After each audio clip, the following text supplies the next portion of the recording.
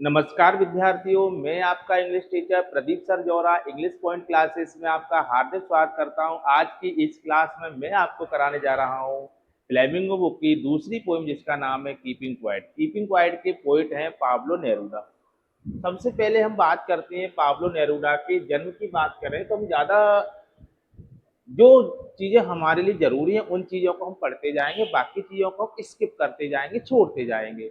सबसे पहले हम बात करते हैं पोइम का नाम कीपिंग क्वाइट। पोइट कौन है इसके? Pablo Neruda. अगर पाब्लो नेरूदा के अगर आप जन्म की बात की जाए तो इनका जन्म 1904 में हुआ, मृत्यु 1973 में। और इनका जो वास्तविक नाम था नेप्टाली रिकार्डो रेस बासो आल्टो था। इनका जन्म चिली के पारान नगर में हुआ था। एक जगह है जहाँ पे हमें कोई जरूरत नहीं है, केवल हमें याद क्या रखने वाली बात है वो है पोइम का नाम और उसके पोइट, यानी कि आपको ध्यान रखना है कीपिंग क्वाइट और उसकी पोइट कौन है? Pablo Neruda. ये सारी चीजें हमें याद नहीं करनी क्योंकि ये हमारे एग्जाम में नहीं पूछी जाती। चलिए शुरुआत करते हैं, क्या है, किस बारे में है पोइम। पाब्लो नेरूदा इस पोइम में बात करते हैं। In this poem Neruda talk about the necessity of quite introspection and creating a feeling of mutual understanding among human beings. इस पोइम में पाब्लो नेरूदा बात कर रहे हैं क्वाइट इंट्रोस्पेक्शन की बात कर रहे हैं, स्वयं के अंदर झांकने की बात कर रहे हैं। कभी बार बार इस पोइम में यही बात कर रहा है कि स्वयं के अंदर झांक कर देखिए कि हमारे अंदर ही कोई कमी तो नहीं, हम दूसरों को दोष दे रहे हैं। कभी बार बार बात कर रहा है शांति से रहने की बात कर रहा है, कभी मिलजुल कर रहने की बात कर रहा है। इस पोइम में कवि का यही संदेश है कि मिलजुल कर रहिए, साथ साथ रहिए, एकजुट होकर रहिए।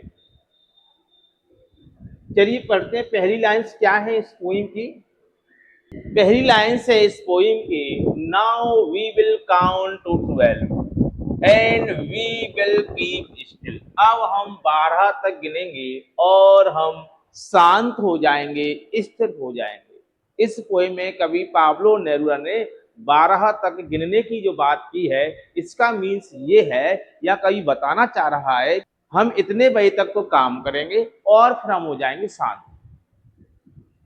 कवि कह रहा है कि हमें अपनी व्यस्त जीवन शैली में से कुछ समय निकाल कर हमें अपनों के बीच बैठना है, हमें अपनों से बात करनी है, हमें अपनों को समझना है, हमें अपनों को अपनी बात सुनानी है, अपनों की बात सुननी है। ये बात कवि इस पोइम में कर रहा है। और आगे की बात क्या है? कवि कह रहा है हम 12 तक गिनेंगे फिर हम शांत हो जाएंगे। For once on the face of the earth, एक बार के लिए हम इस पृथ्वी पर let's not speak in any language, हम किसी भी भाषा में बात नहीं करेंगे। Let's stop for 1 second and not move our arm so much. कवि कह रहा है हम इस पृथ्वी पर थोड़ी देर की किसी भी भाषा में बात नहीं करेंगे और क्या, और हम 1 सेकंड के लिए, 1 पल के लिए, 1 क्षण के लिए हम अपने हाथ भी नहीं चलाएंगे, हम अपने हाथ भी नहीं हिलाएंगे। इसका मतलब ये कवि कहना चाह रहा है, कवि ये बताना चाह रहा है कि हमें कुछ देर के लिए अपना काम बंद करना है। बंद करने से क्या होगा? उस समय का सदुपयोग हमें अपने भाइयों के साथ में बैठना है, अपने मित्रों के साथ में बैठना है, उनकी बात को सुनना है और समझना है। हमें अपनी बात उनको सुनानी है। इससे क्या होगा? इससे क्या होगा? भाईचारा बढ़ेगा, आपसी समझ बढ़ेगी। जब एक व्यक्ति अपनी बात को दूसरे व्यक्ति से कहेगा, वो अपनी बात को मुझसे कहेगा यानी कि खुद से कहेगा, तो क्या होगा? इससे आपसी अंडरस्टैंडिंग बढ़ेगी, आपसी समझ बढ़ेगी। आगे की बात करते हैं। It would be an exotic movement without rush, without engine. We would all be together in a sudden strangers. कवि कह रहा है यह एक विचित्र पल होगा। विदाउट रश, कोई भागदौड़ नहीं होगी, कोई इंजन नहीं चलेंगे। और we would all be together, हम सभी कैसे हो जाएंगे? टुगेदर हो जाएंगे, एकजुट हो जाएंगे, एक साथ हो जाएंगे। इन ए सडन स्ट्रेंजनेस, इस अजनबीपन में कभी बात कर रहा है अगर हम कुछ समय निकाल के अपनों से बात करें, अपनों के बीच में रहें और सारे काम बंद कर दें, तो यह एक विचित्र पल होगा जब हम सभी कैसे हो जाएंगे? एकजुट हो जाएंगे, एक एकजुट हो जाएंगे और कोई भी इंजन नहीं चलेंगे, कोई भाग दौड़ नहीं होगी। जब हम एकजुट होकर साथ साथ मिलकर रहेंगे, साथ साथ बैठ के अपनी बात को दूसरे से कहेंगे और दूसरा अपनी बात को मेरे खुद से कहेगा, इससे क्या होगा, एक आपसी समझ की भावना बढ़ेगी, एक म्यूचुअल अंडरस्टैंडिंग का भाव अंदर हमारे अंदर आएगा। यही बात कवि इस पोएम में बार बार कर रहा है। आगे की बात करते हैं। Fishermen in the cold sea would not harm whale, and the man gathering salt would look at his hurt hands. कवि कह रहा है जो फिशरमैन है, जो कोल्ड समुद्र में जो मछली पकड़ने वाला है, वुड नॉट हार्म व्हेल, वो व्हेल मछली को नुकसान नहीं पहुंचाएगा, वो व्हेल मछली को नुकसान नहीं पहुंचाएगा। और क्या होगा, and the man gathering salt would look at his hurt hands, और क्या, जो व्यक्ति समुद्र में नमक इकट्ठा करने का काम कर रहा है, जब वो कुछ समय रुक जाएगा तो देखेगा मेरे हाथ तो पूरी तरह से खराब हो चुके हैं, मैं तो अपने काम में व्यस्त हूं, मैंने तो अपने परिवार को नहीं देखा, मैंने तो अपने घर को नहीं देखा। और उसे एहसास होगा, नहीं, मुझे भी कुछ समय अपने परिवार के लिए निकालना चाहिए, मुझे भी अपने कुछ समय अपने लोगों के लिए निकालना चाहिए। कभी बार बार बात कर रहा है, कभी एग्जाम्पल के माध्यम से समझा रहा है। अगर कुछ देर के लिए हम शांत हो जाएंगे तो क्या होगा, हम एक दूसरे की बात को समझेंगे, हम एक दूसरे की बात को सुनेंगे। एग्जाम्पल के लिए कवि ने एग्जाम्पल दिया कि जो फिशरमैन है वो क्या करेगा, अगर वो कुछ देर के लिए रुक जाएगा तो वो क्या करेगा, व्हेल मछली को नुकसान नहीं पहुंचाएगा, यानी कुछ व्हेल मछलियों की जान बच जाएगी। और जो नमक इकट्ठा करने वाला व्यक्ति है, उसे अपने काम करने की जो व्यस्त जीवन शैली है उसका एहसास होगा कि मैं तो व्यस्त हूं अपना काम करने में, मुझे तो पता ही नहीं चला, मैं काम करता जा रहा हूं और मेरा शरीर तो खराब होता जा रहा है। तो वो अपने आप का क्या करेगा, इंट्रोस्पेक्शन करेगा। आगे की बात करते हैं। Those who prepare green wars with gas, wars with fire, wars with gas, wars with green, sorry, आगे की बात करते हैं अपन। Those who prepare green wars with gas, wars with fire, victory with no survivor। कभी बात कर रहा है कि जो लोग युद्ध की तैयारी करते हैं, ऐसा युद्ध, ग्रीन वॉर की बात की जाए, लगातार अगर प्रेजेंट टाइम की बात की जाए, जो हम लोग हैं, हमारे समाज के लोग हैं, जो मनुष्य जाति है, वो क्या कर रही है, वो जंगलों को नष्ट करती जा रही है, वो फैक्ट्रियां तैयार कर रही है मानव जाति, लोग बड़ी बड़ी बिल्डिंग बना रहे हैं, जंगलों को नष्ट करते जा रहे हैं। एक ओर तो हमें जीत मिल रही है, लेकिन हम जीतने के बाद भी हारे हुए, क्योंकि हम प्रकृति की जो चीजें हैं उनको नष्ट कर रहे हैं। ऐसी युद्ध में क्या होगा। और आगे की बात करते हैं। Those who prepare green wars with gas, wars with fire,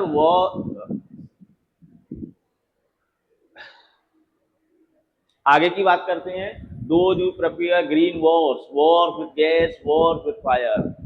जो लोग युद्ध की तैयारी करते हैं, ग्रीन वॉर की तैयारी करते हैं, ग्रीन वॉर्स विथ फायर की तैयारी करते हैं, वॉर्स विथ गैस की तैयारी करते हैं, इसका मतलब ये है हम प्रकृति को लगातार नुकसान पहुंचाते जा रहे हैं, हम पेड़ों को काटते जा रहे हैं।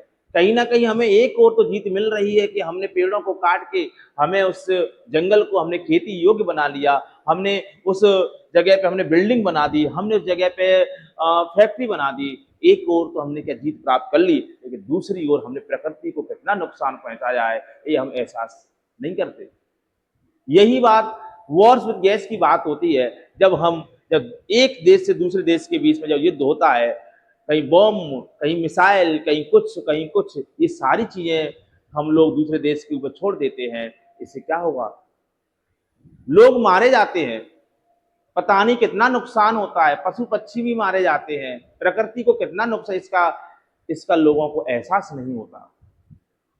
इसलिए कवि कह रहा है ऐसे युद्ध में, चाहे वो वॉर्स विद गैस हो, वॉर्स विद फायर हो या वॉर्स विद ग्रीन, ऐसे युद्ध में क्या होगा, विक्ट्री विद नो सर्वाइवर, जीत तो मिल जाएगी लेकिन कोई जीवित नहीं बचेगा।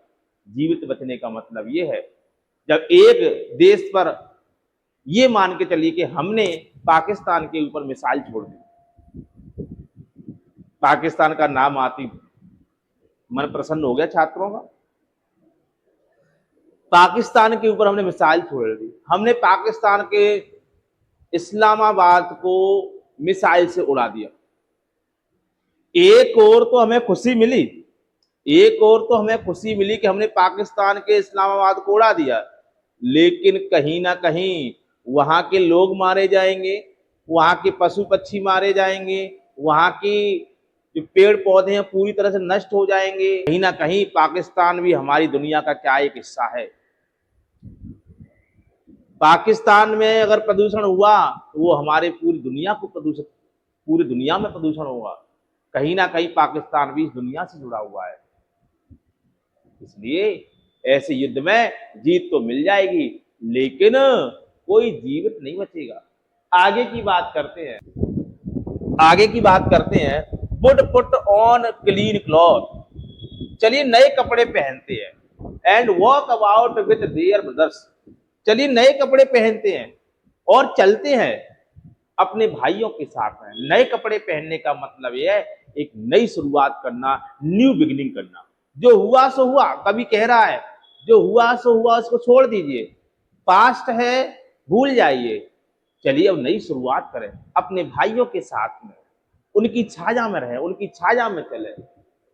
इसका मतलब यह है मिलजुल कर रहें, लड़ाई झगड़े न करें, डूइंग नथिंग, कुछ ना करें, in the said doing nothing, कुछ ना करें, उन भाइयों के साथ मिलजुल कर रहे, कुछ समय के लिए अपना काम बंद कर दें। इससे क्या होगा, इससे एक म्यूचुअल अंडरस्टैंडिंग बढ़ेगी, भाईचारा बढ़ेगा और आपसी मन प्रेम बढ़ेगा, लोगों की जो द्वेष है वो दूर हो जाएंगे। ये बात कभी इस तरीके से कर रहा है, ये बात फैमिली पर भी लागू हो जाती है, देश पर भी लागू हो जाती है। कभी तो कुल मिला के बात यह है, कभी तो क्या कह रहा है, कभी तो स्कूल में बात कर रहा है, क्वाइट इंट्रोस्पेक्शन की बात कर रहा है, म्यूचुअल अंडरस्टैंडिंग की बात कर रहा है, भाईचारे की बात कर रहा है। आगे की बात करते हैं, what I want should not be confused with total inactivity. Life is what it is about. I want no truck with death. इस लाइन में कवि कह रहा है जो मैंने आपसे कहा है, आपसे जो मैंने कहा, मैं आपको भ्रमित नहीं करना चाहता, मैं आपको भ्रमित नहीं करना चाहता, मैं आपको कंफ्यूज नहीं करना चाहता, मैं टोटल इनएक्टिविटी की बात नहीं कर रहा, मैं मृत्यु की बात नहीं कर रहा। कहने का मतलब कवि इस लाइन्स में कहना चाह रहा है कि मैंने जो पहले आपसे कहा, कुछ लाइन शुरुआत में जो मैंने आपसे बात कही कि कुछ देर के लिए काम बंद कर दो, मिलजुल कर रहो, स्वयं के अंदर झांक कर देखिए कहीं हमारे अंदर ही कोई कमी तो नहीं है, स्वयं का इंट्रोस्पेक्शन करो, भाईचारे के साथ रहिए, मिलजुल कर रहिए। कभी ये कहना चाह रहा है या स्पष्ट करना चाह रहा है कि मैं आपसे ये नहीं कह रहा कि आप पूरी तरह से काम बंद कर दीजिए, मेरे जीवन जैसा भी है, I want no truck with death, मेरा मृत्यु से कोई लेना देना नहीं है। कभी कह रहे मेरा मृत्यु से कोई मतलब नहीं है। कभी तो यहां समझाना चाह रहा है कि मैं जो कहना चाह रहा हूं उसका मतलब यह है कि कुछ देर के लिए समय निकाल। आगे की बात करते हैं, if we were not so single minded about keeping our lips moving and for once could do nothing, perhaps a huge silence might interrupt the sadness of never understanding ourselves and our threatening ourselves with death. कभी कह रहा है यदि हम इतने single minded ना होते, यदि हमारी सोच इतनी एकांकी ना होती, एक जैसी ना होती, तो क्या होता, इस चलते हुए जीवन में एक बार के लिए हम कोई भी काम न करते तो शायद एक गहरी शांति, गहरी चुप्पी, गहरी शांति माइट इंटरप्ट सैडनेस, हमारी उदासी को क्या कर देती, बाधित कर देती, हमारी दुख को कम कर देती, रोक देती। और of never understanding our self, और हम क्या होता, और हम स्वयं कोई क्या नहीं कर पाते, हम खुद को ही नहीं समझ पाते। आगे कह रहा है कभी हम खुद को ही नहीं समझ पाते हम सही है या गलत है। और ये क्या करती है, ये तो हमें मृत्यु, हमारी जो मृत्यु है ना उसको क्या थ्रीटेन करती, उसको डराती। आगे की बात करते हैं, perhaps the earth can teach us, शायद हमें पृथ्वी सिखा सकती है क्या कि when everything seem dead and later prove to be alive. कई बार तो कुछ चीजें हमें डेड प्रतीत होती है, वही चीजें बाद हमें जीवित प्रतीत होती हैं। एग्जाम्पल के लिए मैं आपको बताना चाहूंगा, जैसे सर्दियों के टाइम पर भयंकर कोहरा हो, अंधेरी रातों हो, ऐसा लगता है पृथ्वी तो डेड है, बाहर निकलने का मन नहीं होता घर से, पृथ्वी तो मरी हुई है। लेकिन जैसे ही बसंत ऋतु आती है, पौधों में पत्ते आना चालू हो जाते हैं, कोयल की आवाज, नए नए पौधों का निकलना, ऐसा लगता है पृथ्वी में तो एक नया जीवन आ गया है। तो कभी एग्जाम्पल के माध्यम से बता रहा है, कई बार तो पृथ्वी में डेड प्रतीत होती है और कई बार हमें जीवित प्रतीत होती है। Now I'll count up to 12 and you keep quiet and I will go।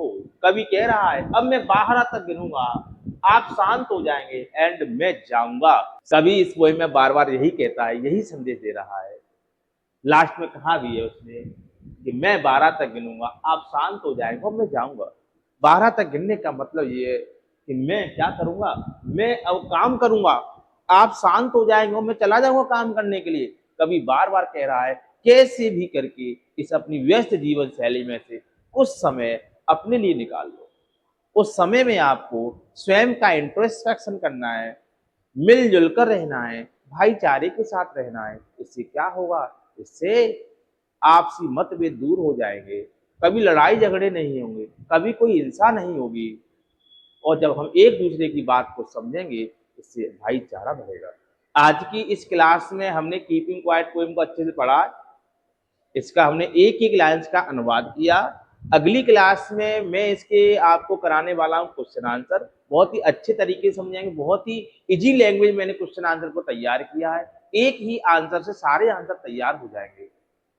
आज की इस क्लास को देखने के लिए धन्यवाद।